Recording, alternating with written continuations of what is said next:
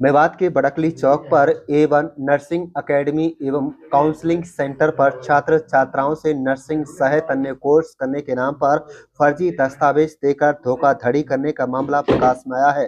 पीड़ित बच्चों व अभिभावकों ने आज शुक्रवार को पुलिस अधीक्षक विजय प्रताप सिंह से मुलाकात की है। इससे पहले पीड़ित छात्रा साइबर क्राइम पुलिस थाना नुहू नगीना थाना में अपनी शिकायत दे चुके हैं। पुलिस अधीक्षक नुहू से मिलने के बाद छात्र व उनके अभिभावकों ने मीडिया को बतलाया है कि पुलिस कप्तान ने कार्रवाई करने का भरोसा दिया है। बच्चों व अभिभावकों के द्वारा A1 नर्सिंग अकेडमी एवं काउंसलिंग सेंटर पर लगाए गए गंभीर आरोपों की सच्चाई का तो पुलिस जांच में ही पता चल पाएगा, लेकिन फिलहाल जिस तरह से A1 nursing academy and counselling centre में पढ़ने वाले बच्चों और उनके अभिभावकों ने पुलिस को शिकायत दी है, जिससे सेंटर चलाने वालों की मुश्किलें बढ़ने से इनकार नहीं किया जा सकता। पुलिस अधीक्षक नुहू को दी गई शिकायत में कहा है कि तकरीबन 18 छात्र छात्राओं ने आरोप लगाए हैं कि नावेद आलम, परवेज आलम व उनके पिता आलम पुत्र नियामत निवासी नांगल बिलोड़ा धोखाधड़ी व फर्जीवाड़ा करके फर्जी दस्तावेज बनाकर नर्सिंग सेंटर बड़कली चौक पर चलाते हैं। और ये छात्र छात्राओं का कहना है कि उनके फीस की एवज में 55-90 हजार रुपए प्रति छात्र के हिसाब से लिए गए। पढ़ने वाले छात्र छात्राओं का कहना है कि Sindhu college Punjab, Mahavir college Ambala, Sharda college Madhya Pradesh व अन्य कॉलेजों में सीट होने की बात कहकर उनका दाखिला करवाया जाता था, लेकिन बाद में जब बच्चों को नर्सिंग सेंटर की सच्चाई के बारे में पता चला तो उनके पैरों के तले जमीन खिसक गई। उन्होंने उनकी जानकारी अपने अभिभावकों को दी। अभिभावक जब केंद्र चलाने वाले लोगों के पास पहुंचे तो आरोप है कि उनके साथ भी बदतमीजी की गई, जान से मारने की धमकी तक दी गई। कुल मिलाकर अब यह पूरा मामला पुलिस के पास पहुंच चुका है। पुलिस इस मामले में गंभीरता से विचार कर जांच कर रही है। अब देखना यह है कि पुलिस की जांच में क्या सच्चाई निकल कर सामने आती है। लेकिन अगर A1 nursing academy and counselling centre में पढ़ने वाले छात्र छात्राओं का शिकायत में सही पाए जाते हैं, सच्चाई होती है, तो सख्त से सख्त कानूनी कार्रवाई होनी चाहिए ताकि फिर किसी बच्चे के भविष्य के साथ खिलवाड़ ना हो। आप देखें नुहू मेवात से लियाकत अली की रिपोर्ट। चैनल को सब्सक्राइब जरूर कर लीजिएगा। क्या नाम है आपका? सर सुनीता है मेरा नाम।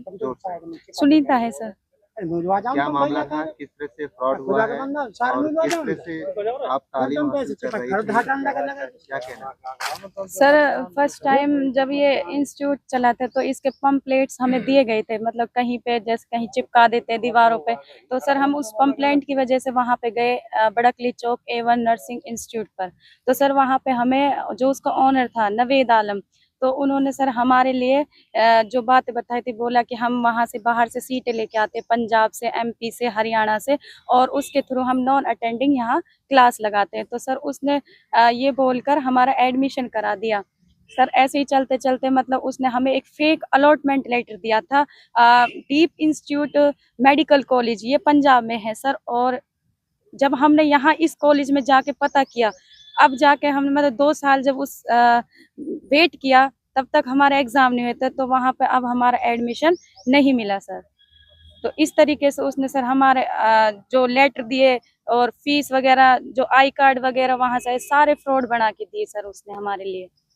अब क्या कार्रवाई की इसमें मांग करते हैं और किस तरह से आपका भविष्य खराब हो रहा है?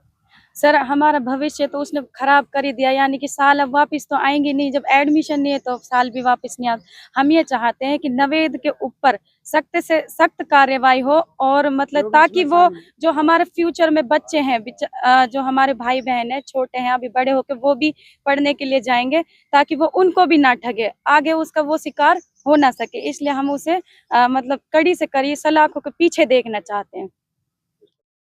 मेरा नाम खुर्शीद है सर। खुर्शीद जी, SP साहब से मिलने के लिए आए हैं, क्या जी मामला, क्या कहना है? सर साहब से मिलने के लिए हम इसलिए आए हैं कि हमारे बच्चों ने A1 academy nursing counselling centre Badkali पर एक एडमिशन ले रखा था। हमारे साथ में वो सभी बच्चे हैं, और उन बच्चों ने उस अकेडमी का जब वो पम्फलेट वगैरह देख करके तो हमसे मशवरा किया कि पापा या हमारे डैडी बाप वगैरह जो भी हैं, तो हम ऐसे एडमिशन लेना चाहते हैं। उनका वो छपे हुए हैं बैनर वगैरह, तो हमने भी जो है देखा नहीं, क्योंकि हम तो अनपढ़ लोग हैं और हम इस बारे में जानकारी नहीं रखते कि भाई कहाँ से क्या इसका ऑनलाइन क्या देखना रहता है, क्या नहीं रहता, क्या कैसे वेरिफिकेशन करेंगे, लेकिन हम उसको नहीं कर पाए। तो इन बच्चों ने एडमिशन ले लिया, और एडमिशन लेने के बाद जब इनको 2-2 साल, 1.5 साल, 1 साल, जैसे जैसे समय बढ़ता गया, हम इनसे पूछते कि बेटे पेपर कब होंगे, एग्ज़ाम कब होंगे, तो ये बताते रहे कि अभी तो सर जो है पंजाब गए हैं, MP गए हैं, हरियाणा गए हैं, कॉलेजों से संपर्क में हैं, कॉलेजों में फीस वगैरह जमा करने गए हैं, तो हमारे वहाँ से PNRC लेटर और या हमारे आई कार्ड वगैरह लेके आएंगे, तब जाकर के एग्ज़ाम होंगे। फिर भी जैसे जैसे और समय बढ़ा, फिर हम इन पे बच्चों से पूछते गए कि भाई क्या वजह है, क्या बात है। तो इन्होंने बताया कि सर हमारे साथ तो जो है ऐसा लगता है कि जो हमें संदेह है कि शायद कोई हमारे साथ चीटिंग हो रही है, फ्रॉड हो रहा है। हमने कहा क्यों, कैसा, इससे पहले भी, क्योंकि इन ये बंदा जो है, इन्होंने पहले भी नगीना थाने में इनके खिलाफ FIR हो चुकी थी और ये उसमें जेल में भी गया था एक बंदा। उससे आने के बाद भी फिर ये जब आ गया है, जेल से बाहर आया, उसके बाद भी हमने इससे संपर्क किया। हम खुद मिले, ये नंबरदार थे, मैं था। हमने कहा कि भाई आप भी आज भी बता दो, अगर कोई बात है, इन बच्चों के साथ कोई धोखाधड़ी नहीं होनी चाहिए और बच्चों का भविष्य खराब मत करना। तो उन्होंने हमें पूरा आश्वासन दिया कि आपके साथ ऐसा नहीं है, इन बच्चों के सबके एडमिशन है और सबके इनके हम PNRC लेटर वगैरह ला के देंगे।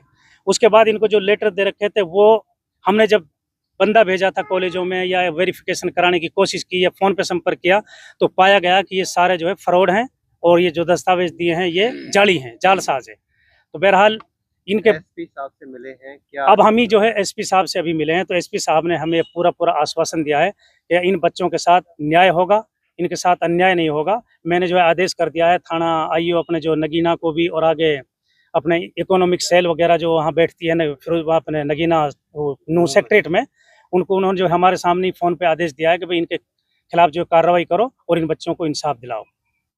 मेरा नाम शाहरुख है। शाहरुख भाई, किस तरह से आपके साथ में एक ठगी हुई है और किस शिक्षा जो प्राप्त कर रहे थे आप, किस तरह से आपको पता चला इंस्टीट्यूट के बारे में, क्या कहना? जी, हम A1 नर्सिंग एकेडमी के नाम से एक बड़ा क्लिप इंस्टीट्यूट चलाता था नावेद आलम। तो कभी कभार पापा भी अटेंड करता था उसे, तो हम वहाँ पर क्लास लेने आते थे नर्सिंग की। वहाँ पे हम जैसे बहुत से बच्चे थे और हम फीस सब कुछ जमा कर दी। लगभग 1-1.5 साल हो गए, तो हमारे उन्हें एग्ज़ाम नहीं कराए। हमने उन्हें फोर्स किया कि एग्ज़ाम कराओ हमारे, तो वो हमें वहाँ पे कॉलेज में भी चल देते, लेकिन वहाँ से घुमा फिरा कर बैग ले आते थे। हाँ, आज तक कोई नहीं लगा। तो अब पता चला है कि वो वहाँ से इंस्टीट्यूट बंद कर भाग गया है।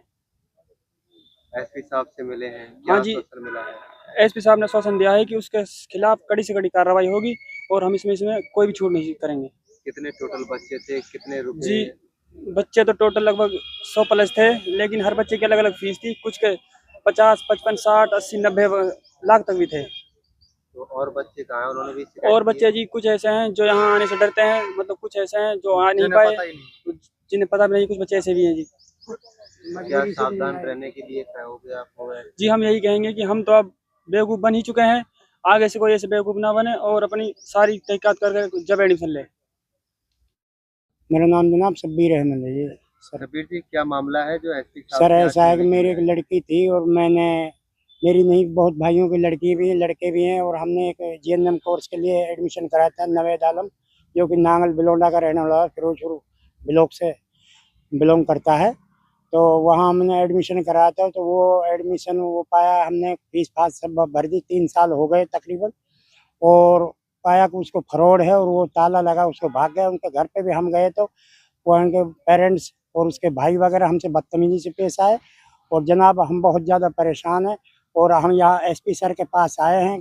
SP सर ने हमने आश्वासन दिया है कि आप इंशाल्लाह आपको इंसाफ मिलेगा और आप चिंता ना करें। SP साहब ने नगीना थाना को भी इन्फॉर्म किया है। कितने पैसे आप लोगों ने जमा कराए थे? सर जी, मैंने तो 50,000 फीस जमा कराई, प्लस में फिर उन्होंने ऐसे मांग, किसी ने 70,000, किसी ने 80,000, और कुछ बच्चों को जिस तरह भी हैं, किसी के अलग अलग पैसे, जिससे जितने ऐंठे गए उसने ऐंठे।